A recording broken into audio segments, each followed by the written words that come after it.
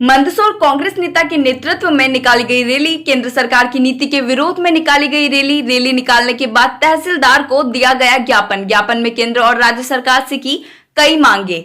BJP की केंद्र सरकार और राज्य सरकार की नीतियों के विरोध में मल्हारगढ़ से कांग्रेस के प्रत्याशी रहे श्यामलाल जोगचंद ने आज मंदसौर में एक रैली निकाली और गांधी चौराहे पर तहसीलदार को ज्ञापन दिया। श्यामलाल जोगचंद का कहना है कि पूरे देश में बीजेपी की सरकार है, ऐसे में राम राज्य की कल्पना करते हैं तो उनके काम रावण राज से भी बुरे नजर आते हैं। श्यामलाल जोगचंद ने हाथरस की घटना का उल्लेख कर यूपी सरकार पर निशाना साधा है। साथ ही वहां की पुलिस द्वारा पीड़िता को देर रात अंतिम संस्कार करने पर प्रश्न भी उठाए हैं।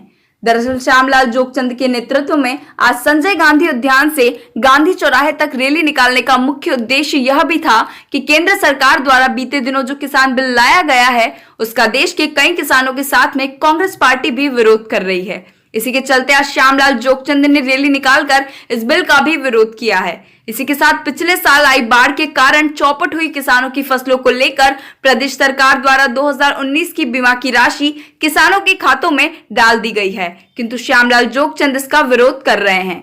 उनका कहना है कि कमलनाथ सरकार ने मुआवजे की अच्छी राशि दी थी, लेकिन शिवराज सरकार इस बार 40,000 रुपए प्रति हेक्टेयर न देते हुए किसी को 20,000 तो किसी को 24,000 रुपए प्रति हेक्टेयर के हिसाब से राशि बांट रहे हैं। मल्हारगढ़ के पूर्व कांग्रेस प्रत्याशी श्यामलाल जोगचंद ने कांग्रेस सरकार के कार्यों का बखान करते हुए बीजेपी सरकार के समस्त कार्यों की निंदा करी है।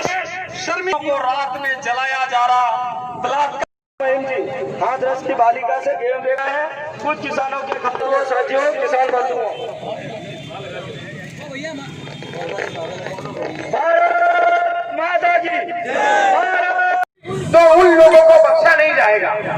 अब कानून में हमें पूरा विश्वास है, हम पूर्ण विश्वास रखते हैं कानून पे, भारत की न्याय व्यवस्था पे, भारत के संविधान पे और हमारे पुलिस प्रशासन पे भी पूर्ण विश्वास है हमें। लेकिन कुछ गलत लोग ये हरकतें करते हैं और उसका खामियाजा पूरे समाज को, पूरे देश को भुगतना पड़ता है।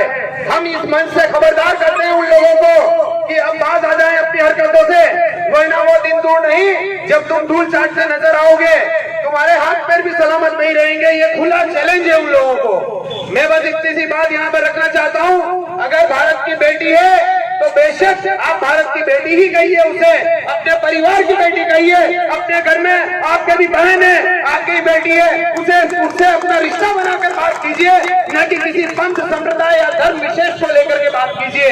इंसाफ की और हक की लड़ाई में राष्ट्रीय मंसूरी समाज हमेशा आगे रहा है, हमेशा आगे रहेगा। हमारे भाई श्याम जी यहाँ मौजूद हैं, जब कहीं पे अत्याचार शोषण हुआ है इन्होंने आवाज उठाई है और इनके साथ हमारा मंसूरी समाज कंधे से कंधा, सोच से सोच और कदम से कदम मिला करके आगे हुआ है, क्योंकि जो हक परस्त हैं, जो सच्ची राहों पे चलते हैं, उसके साथ पूरा मंसूरी समाज चलता है, क्योंकि भारत को बनाने में, निर्माण करने में पूरा साथ, पूरा सहयोग, पूरी कुर्बानियां दी है। कुछ चंद लोग आकर के अगर नफरत फैलाते हैं या गलत बात करते हैं और गलत काम करते हैं तो उसका हम पहले भी विरोध करते थे, अब भी करते हैं। हम भारत की इस बेटी के लिए जो उसके साथ घटना हुई है उसकी कड़ी से कड़ी घोर निंदा करते हैं और इंसाफ की हम जो है गुहार लगाते हैं सभी से। बहुत धन्यवाद, आपने वक्त दिया। राजनीति की जाती है, ऐसे घिनौने प्रधानमंत्री और उसके तमाम सांसद आज आप देख लीजिए, तमाम मोदी के 303 सांसद में से एक भी सांसद ने हाथरस की बेटी मनीषा के लिए एक ट्वीट करना उचित नहीं समझा। मैं कहता हूँ कि यह हिंदू धर्म के मोदी के सांसद नहीं है, यह हिंदू धर्म के मोदी के गुलाम है। लोकतंत्र के नाम पे हिंदू और मुस्लिम के नाम से राजनीति कर दिए।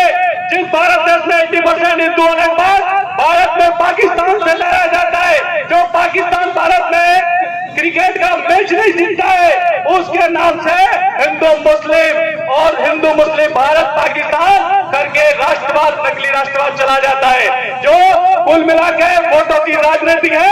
मैं सभी साथियों से कहना चाहता हूं कि मोदी सरकार कृषि अधिनियम जो लेके आई है वो सब पूरी तरह से सभी वक्ताओं ने बताया है कि कृषि को, सभी किसानों को गुलाम बनाने की एक साजिश है।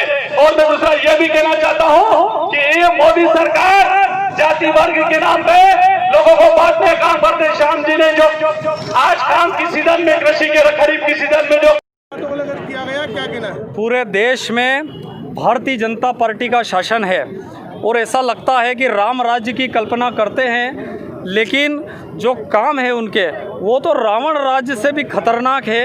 एक हाथरस की बेटी के साथ बलात्कार करके उसको रात में जला देना, ये मुझे ऐसा लगता है कि, और वो भी पुलिस के द्वारा, और फिर अगर कोई शोक संवेदना व्यक्त करने के लिए उसके परिवार के पास जाता है तो उसको भी रोकना, ये दुर्भाग्यपूर्ण है। और मुझे लगता है कि भारतीय जनता पार्टी का जो चाल चरित्र और चेहरा सबके सामने उजागर हुआ है कि किस तरीके से भारतीय जनता पार्टी बलात्कारी पार्टी बन गई है। इसके साथ साथ आज का हमारा ज्ञापन था कि अन्नदाता किसानों के साथ जो हमारे यहाँ जो अध्यादेश लेकर के मोदी सरकार आई है, कोरोना का बहाना बना करके जो अध्यादेश लेकर के आई और पिछले दरवाजे से अन्नदाता किसानों के साथ जो नुकसान किया जा रहा है, मुझे लगता है आने वाले समय में मंडियां ये लोग पूरी तरह समाप्त कर देंगे।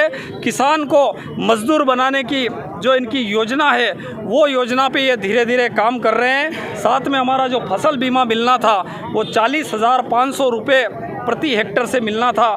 जब कमलनाथ जी की सरकार थी तब ऐतिहासिक जो हमारे यहाँ फसल बीमा भी मिला और इसके साथ साथ बीमे के साथ साथ हमारे क्षेत्र में मुआवजा भी मिला। लेकिन जैसे ही शिवराज सिंह चौहान जबरन मुख्यमंत्री बने हैं तब से लगा करके अभी तक हम देखते हैं तो आज ये आंदोलन के दबाव के कारण उन्होंने कहीं जो 24,000, कहीं 20,000, कहीं 15,000 रुपये उन्होंने डाला है और निश्चित रूप से जो 40,000 मिलना था वो पैसा बचा करके ऐसा लगता कहीं न कहीं कि जो उपचुनाव चल रहे हैं उन उपचुनाव में शिवराज सिंह चौहान वो पैसा लगाएगा। क्योंकि अभी कल का जो एक वीडियो हमारे यहाँ पर आया है उस